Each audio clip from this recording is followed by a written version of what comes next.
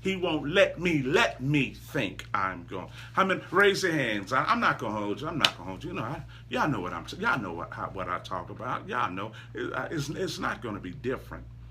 You already know what's up. It's not going to be different. I'm not going to talk about anything different. So, looking at food on a plate will never feed me unless I eat it and swallow it and allow it to permeate my blood cells. Looking at water when I'm thirsty won't quench me unless I swallow the water. And Jesus in John chapter 6 told his disciples, eat my flesh and drink my blood. How many of you have literally eaten by spirit the flesh and the blood of Christ? I've partaken of him, which means whatever I can't doubt, I have eaten. I have partaken of him, not just shouting with Jesus, not going every week and hearing a new promise that is my breakthrough time. It's my breakthrough time. It's like I'm always trapped. Am I always trapped? Well, I need a promise of a breakthrough. I wonder what I broke in to always need to break out of. And so the thing is, have I partaken of him to the point that there's no doubt?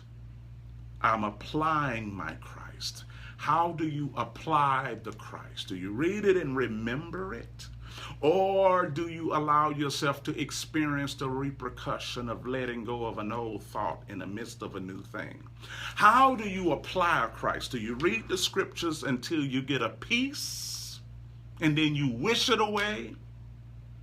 Or do you let go of an old thought in the midst of a new situation? Do you let go of an old thought and an old thought of safety? And do you give yourself over to the terms and conditions of a new, unfamiliar way? How do I use this answer? Do I keep praying over it until it disappears? Or do I let go of an old thought to embrace a new thought in the midst of a new situation? Raise your hand if you follow me. Raise your hands if you follow me. Do I let go of an old thought in the midst of a new situation? Do I let go of old thoughts in the midst of a familiar situation, a new situation? And do I trust the fact that even though repercussions reflect that I've let go of an old thought, do I feel that I'm going to be taken to another goal? Do I feel that I'm going to end up somewhere scary when I don't know where I'm going to end up? You follow me? Sometimes we don't apply Christ because we're afraid of where we're going to end up. I'm familiar with this situation and I just want it to stop.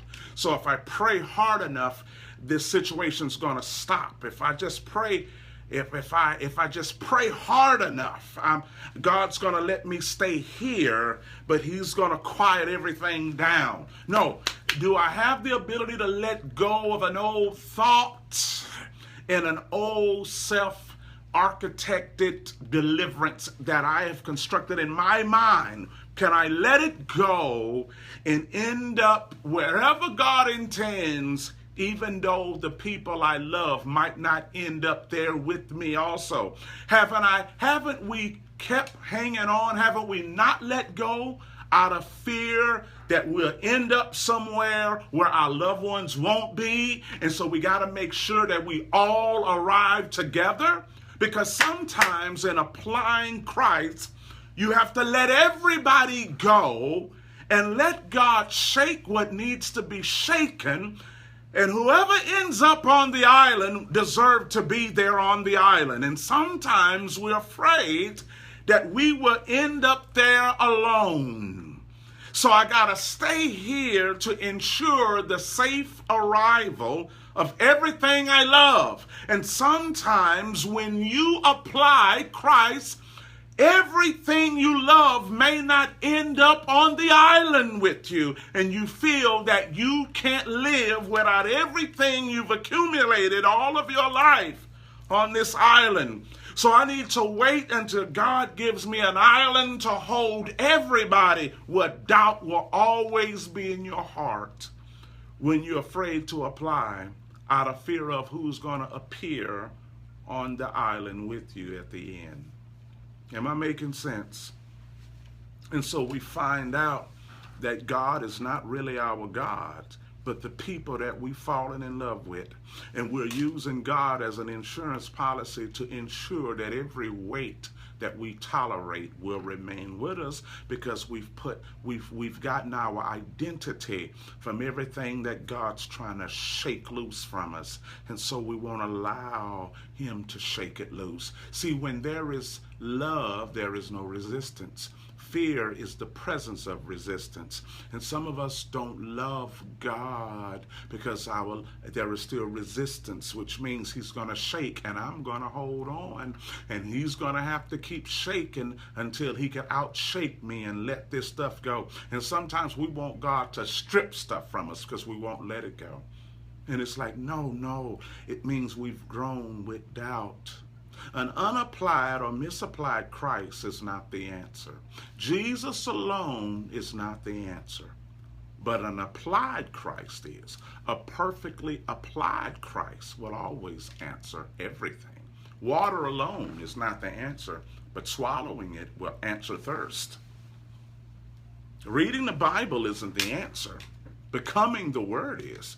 But reading a scripture alone is never the answer. We have what we believe, not what we read. Just because you read it doesn't decree it. Believing it. And how do you know you believe in it? How do you know you believe it? The action of letting go of old thought. Belief is the reality of letting go of an old thought. If you can't believe unless an old thought has been released, you can't keep an old thought and believe a new thought. It's the absence of an old thought and the welcoming of a new experience from a new thought. Belief is the absence of old thought, which is old deliverance, which is old architectural safety, which is old familiar, whatever. It's an act of release of old thinking. It's the release of an old wineskin. It's the release. It's the absence. It's the letting go of an old thought and embracing of a new thought. You can't believe coexisting with an old thought and a new thought. And then we try to battle the old thoughts and the new thought. And then we get the new thought and the old thought. Then we battle them to see who's going to win the fight. No, whenever you are walking in the oneness of God, you don't allow the new thoughts and the old thoughts to fight. You resist the old thoughts by letting go. New thought means, it doesn't mean thinking new. New thought means letting go of old. When you let go of old thought, new is naturally present. New horizon, the new experience. The new thought is not just new thinking, but it's the new experience. It's a different experience. It's a new conundrum. It's a new passageway for a new experience. It's just not thinking new. I'm thinking new. What you doing? I'm thinking new. I'm just thinking some new stuff. What you doing, Andre? I'm just thinking some new stuff. What you doing, Sharon? What you doing, Yvette? Oh, we just sitting here thinking some new stuff. No, it's not just thinking new material. It's removing old material and the welcoming of a new horizon, See, an unapplied Christ will never answer anything. Jesus is not the answer unless applied. Christ is not an answer. An application of Christ is. The right application, the right flow of it. Yeah. So before I go, how many of you are in the midst of an experience of letting go an old thought? Not old church thought, but old thought. Not old religion. Because sometimes we keep old human thought, old relational thought. We let go of old church thought while still maintaining old relationship thoughts, old friendship thoughts, old money thoughts, old personal thoughts. We keep the personal thoughts, but we let go of the church thoughts. Well, if you only let go of a church thought, you're only going to keep going to new churches. And you're going to keep going with the same old women and the same old guys, and the same old situations. You're going to keep having the same old jobs because you're keeping human thoughts but letting go of religious thought. Well, letting go of a religious thought only changes you in religion. But you have to let go of old thought, old life parameters, old universal thought of self. Not just Jesus thoughts, but personal thoughts, relational thoughts, Life thoughts, personal thoughts, how you think of who you are in the earth. Do I believe what God believes? Not just in church. You have to let go of this paradigm that God is only at church. You have to let go of this paradigm that God is only concerned about where you go to church. No, no, no, no, no. Have I allowed the spirit of wisdom to remove my whole thought of self? And in that thought of mind, I see God new, me new, life new, money new, relationships new. If you still have the same relational thought and you're just changing your God thought, you're going to be at a new church. You're going to be at a brand new church every year with the same hatred in relationships, the same miserable jobs, same miserable money, same miserable company, afraid of yourself. But you got a new preacher. Having a new pastor but the same old house is not a good partnership. Having good Bible study, but the same old diseased thought in your life, the same mistrust, that is not beautiful. Raise your hand if you know what I'm talking about. So this is not just about what pastor you got. Do I have a new mind? Because when I have a new mind, I have a new everything.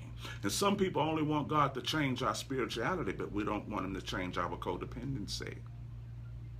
A non-applied Christ will answer nothing. Reading the Bible alone answers nothing.